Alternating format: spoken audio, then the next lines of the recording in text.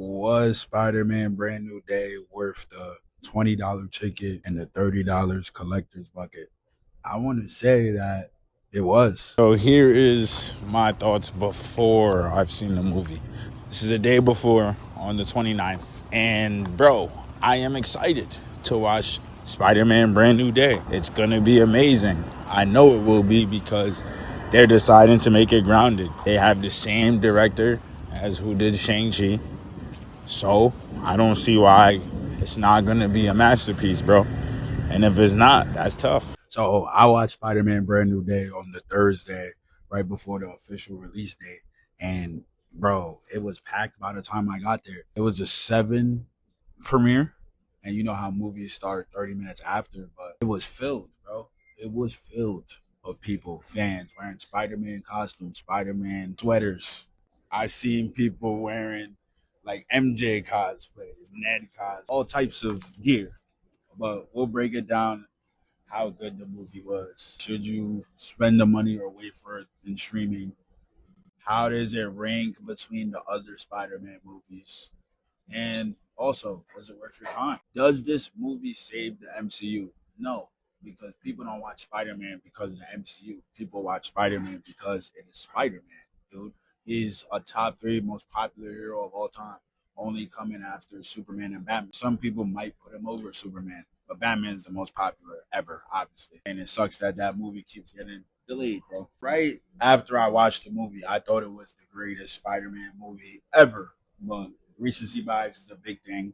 And also, Tom Holland's performance was just that good. I think this was the best performance by Spider-Man ever.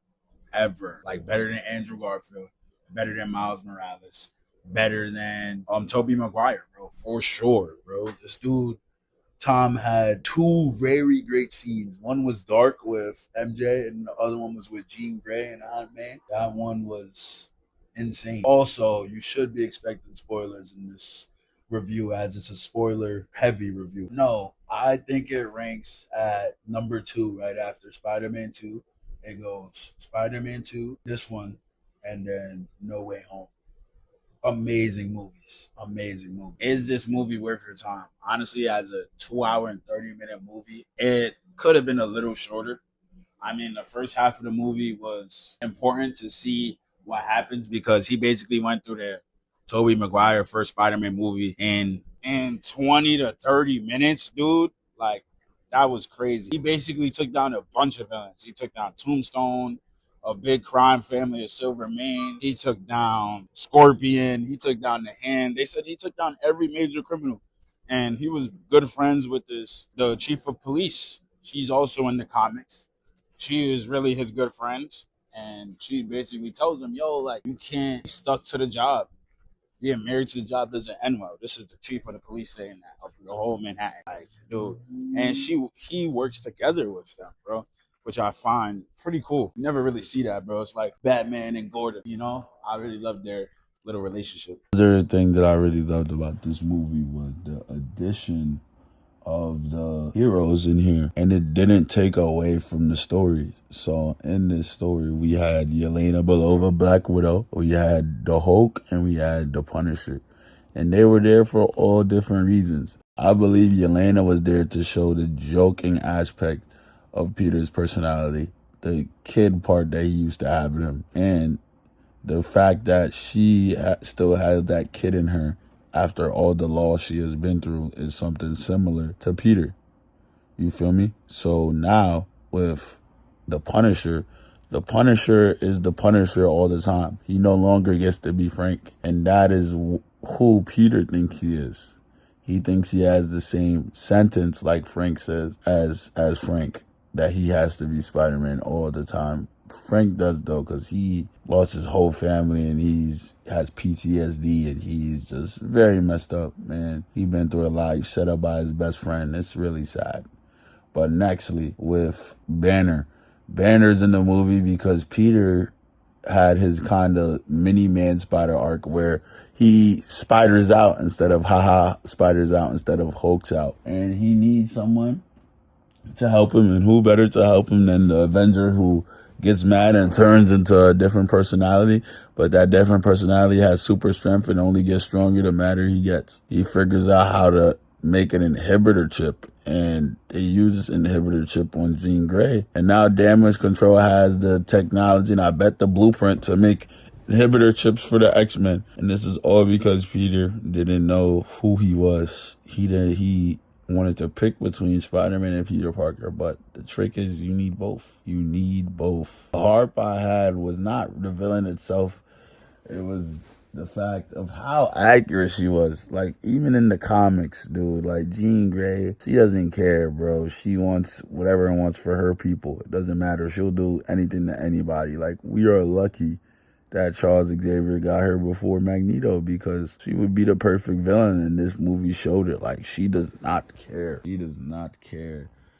And the fact that we finally figured out what VMAX meant is heartbroken, bro, because it was the brand of a fan, bro, a brand of a event. Like, dude died, bro, and I think that they made Cerebro before Charles got the chance to do it. So that is crazy, by the way. Like, they made Cerebro already because they're trying to recreate powers of kids without training them. I am disappointed in the Damage Control boss, because why not train her instead of saying she doesn't deserve it? How do you know she doesn't deserve it if you didn't train her?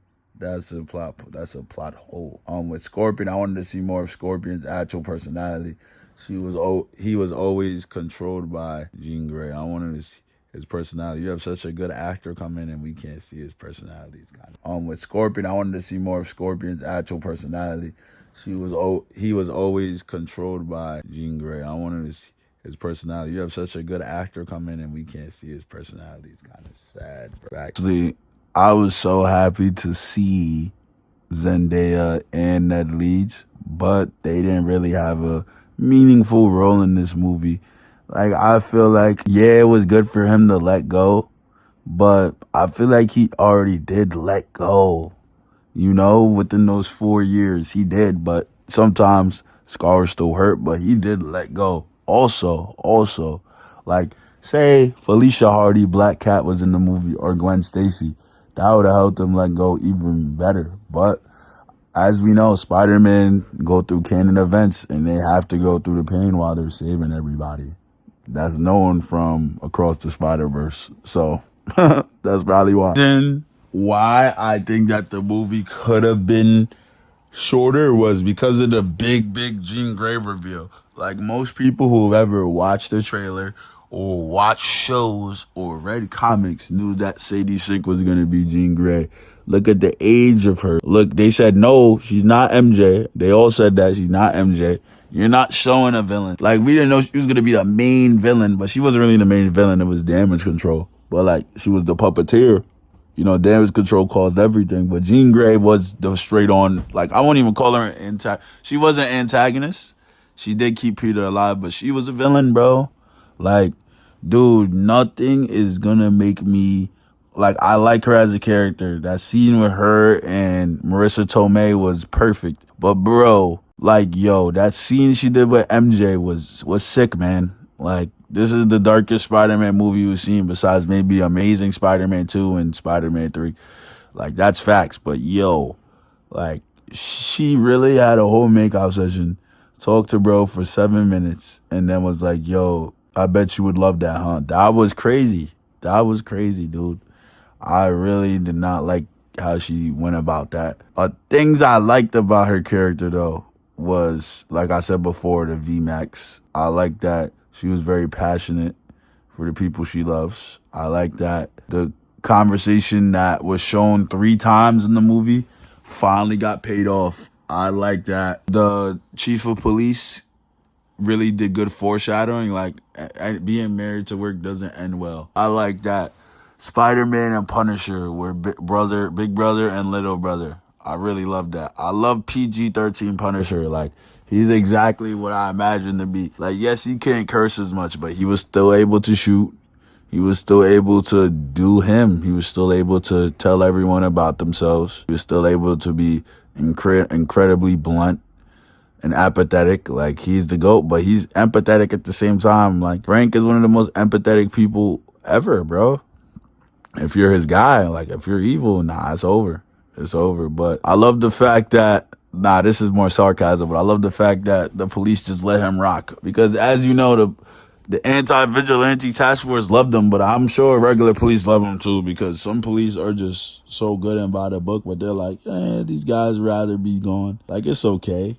It's okay. Like, I'm not mad at you for it, bro. Like, Frank, you get rid of some of the worst scum that will get out of prison anyway. Like, I don't wholeheartedly agree with Frank's methods, but when it's the worst of the worst, yeah, man, good job, fam. You know what I'm saying? Like, bro, even damage control won't be able to rehabilitate them. He thinks he can rehabilitate everything. He's not evil, bro. Like, at the end of the day, he's doing stuff for the little guy that has no powers, is extremely helpless. Like, at the end of the day, any Avengers scale battle causes a lot of damage throughout the city, and man, people are gone after that. So you can't really get mad at him. It's just, dude, some regular degular humans, regular degular kids that if you showed love instead of showing hate, they could help you within your goals, and especially with Avengers level threats. That's kind of my one and only problem. The post-credit scene. I mean, I thought it was good. That is definitely not Tom Holland Spider-Man in the post-credit scene. Definitely not. It's probably Miles Morales. It's probably Toby. It's probably Andrew. I think it's Toby, personally. If any Spider-Man appears in Doomsday, it's going to be Toby. In Secret Wars, it's going to be Tom Holland and maybe all of them. Another thing I liked was the web slinging. Like, it was really good, and that was the point of the first 20 minutes of the movie, to show us that, we swing like Andrew Garfield now. Justin David Cretton did a great job of that. Like, we swing like Andrew Garfield now. Our suit looks like Andrew Garfield now. Like, we are no longer Iron Man Jr. We are now Tobey Maguire and Andrew Garfield Jr. and the third. That's who we are now, and that's why it was much better. And Iron Man is the best live action Marvel hero. Like, it is what it is. Everyone agrees. But, Spider-Man is the face of Marvel. So make him his own character. And that's what they did, bro. And I like that. Facts. So my one harp with the movie had to be its pacing. I felt like it was a little too long. And I'm just coming from my rewatch right now. I watched it the first time on Thursday. I gave y'all my before reaction on Wednesday. And now on Monday morning, I feel like it was too long. Dude, there was some points, like, I understand MJ being in the plot, but that was too much time spent on her when we closed the book in the last one. I think that had mostly to do with their on the court relationship, like off screen.